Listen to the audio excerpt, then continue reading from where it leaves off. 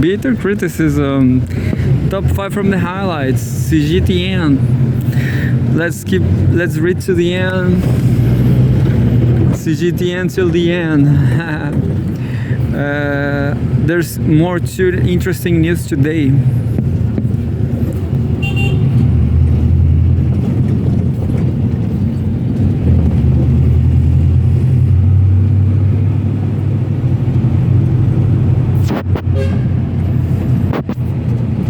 This one, let's see. Politics, February 27. US and Ukraine reach minerals deal. Experts warn of exploitative nature. Definitely exploitative. I understand that the US is exploiting Ukraine, but maybe the specialists or experts are talking about the environment. But which environment in Ukraine? Everything is destroyed. Let's read. U.S. President Donald Trump speaks during a cabinet meeting at the White House in Washington, D.C., February 26, in the photograph, and says, Ukraine said on Wednesday that it had reached a framework agreement with the United States on jointly developing Ukraine's natural resources, including rare earths, critical minerals, oil and gas. U.S. President Donald Trump said during a cabinet meeting on Wednesday that Ukrainian President Volodymyr Zelensky will travel to Washington on Friday to sign the mineral agreement, while the Ukrainian leader said the success of the deal will hinge on those talks and continued U.S. aid. Now, USA, the extent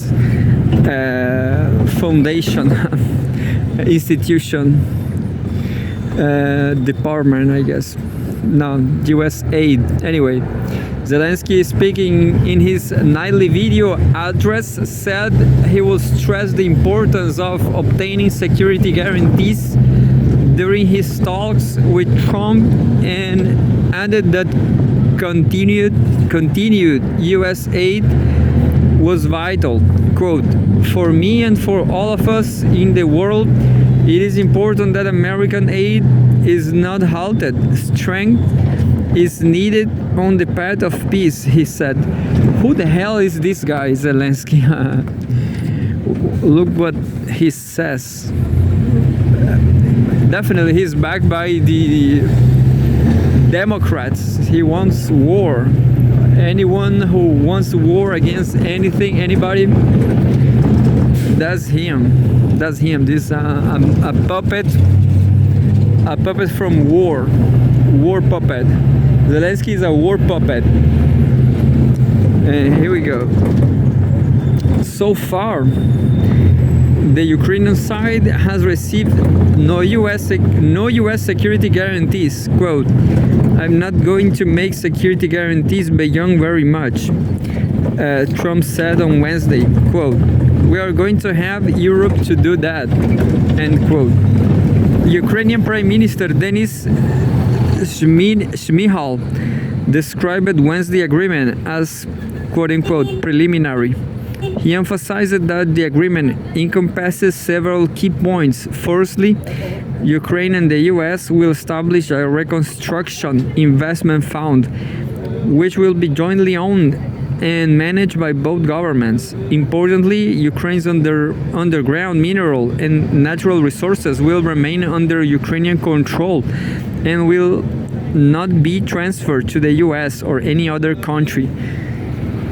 That's tricky because Ukraine itself, I don't know about Ukraine's sovereignty, but here we go. Additionally, Ukraine will allocate 50% of the future income from its natural resources assets to the fund.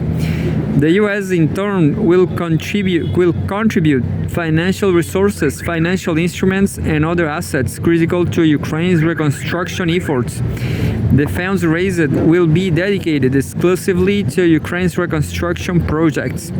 Finally, the agreement takes into account Ukraine's obligations within the framework of European integration, ensuring that it does not conflict with or undermine Ukraine's European integration commitments.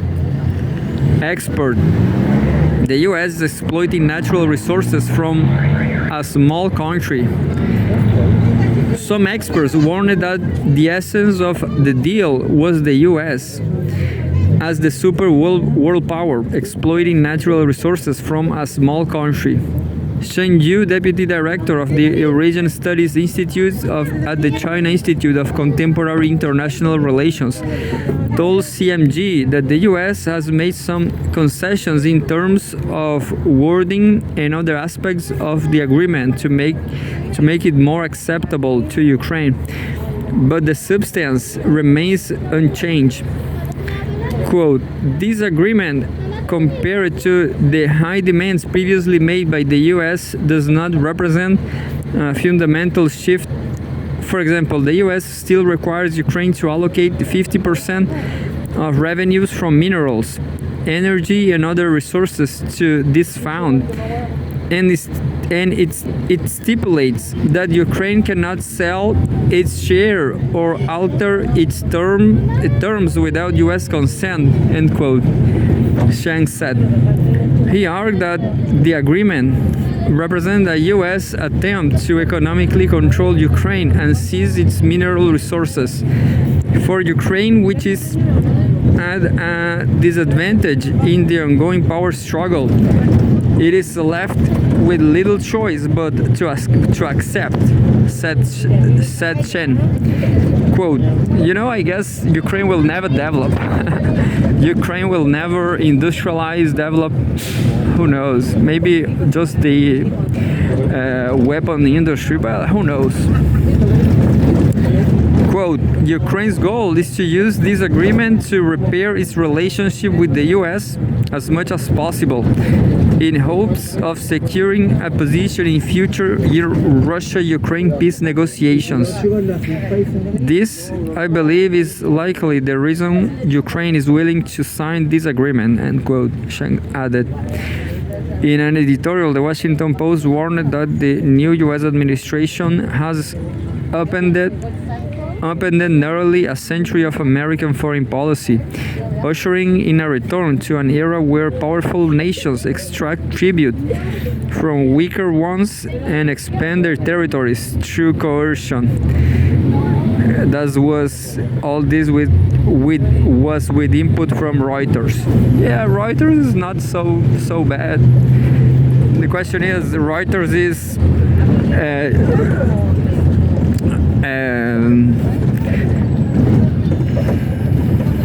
Facebook is feeding me with Reuters for free.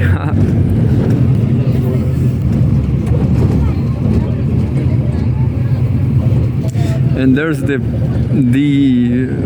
previous from last one. China leads a global effort with Intel standard for elderly care robots, February 27. There's a photograph. A robot dog works at a nursing home in Hangzhou, East China's Zhejiang province.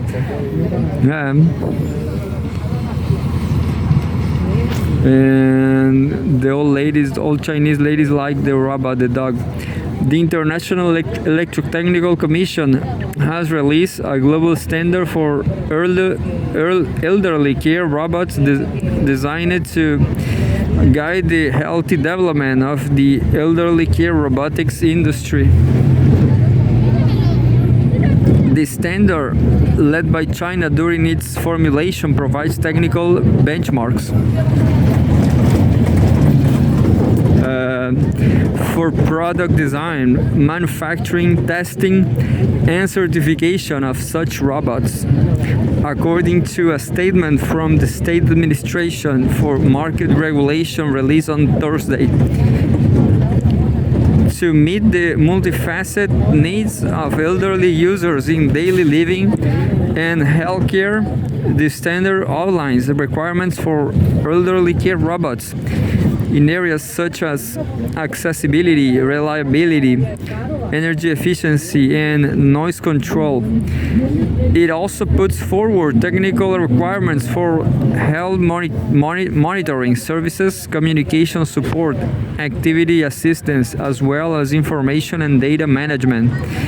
The issuance of this standard is expected to guide manufacturers to accurately focus on the characteristics and needs of the elderly in product design and enhance the quality of robot products so as to nurture new growth drivers of the elderly care robotics industry, the administration noted. China has issued policies to encourage the development of smart elderly care amid challenges from the aging population.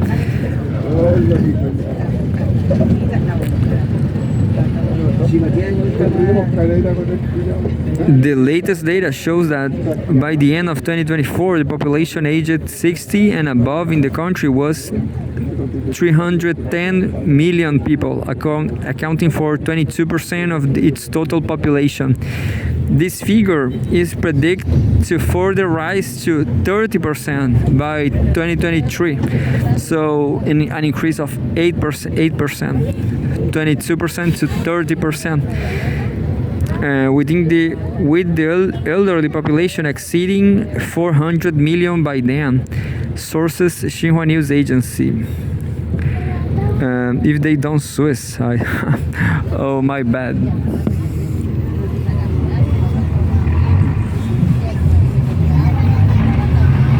I'm going to read the very last one. I think it's not so interesting, but politics. Today I read it all from Cgtn. Top 5 from the highlights. Trump orders more layoffs. Musk touts cuts at cabinet meeting. I guess this is not so interesting.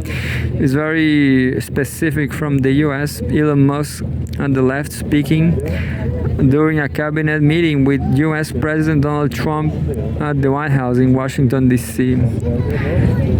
US President Donald Trump's administration on Wednesday ordered federal agencies to undertake more large-scale layoffs of workers, while the president let Elon Musk take a star role at his first cabinet meeting and discuss his ambitious budget-cutting targets.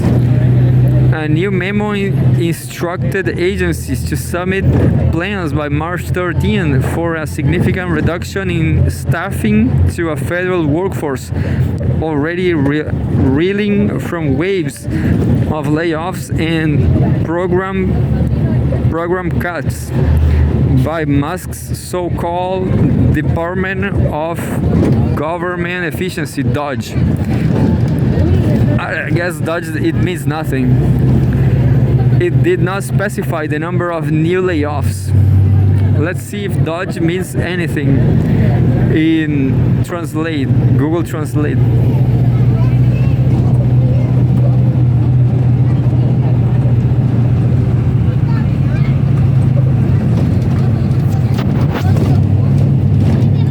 Well, it means nothing, but it's a good word, I guess. Anyway, the memo represents a major escalation in Trump and Musk's campaign to slash the size of the US government. Thus far, the layoffs have focused on probatory workers who have less tenure in their current roles and enjoy fewer jobs protections. The next round will target the vastly bigger pool of veteran civil servants. At the cabinet meeting, Trump said Lee Zeldin, the Environmental Protection Agency administrator, plans to cut up to 65% of his more than 15,000 employees. On Tuesday, an Interior Department source told Reuters that bureaus such as the U.S. Fish and Wildlife Service and the Bureau of Indian Affairs have been ordered to prepare for workforce reductions as high as 40%. Some 100,000 of the nation's 2.3 million civilian federal workers have been fired or taken buyouts.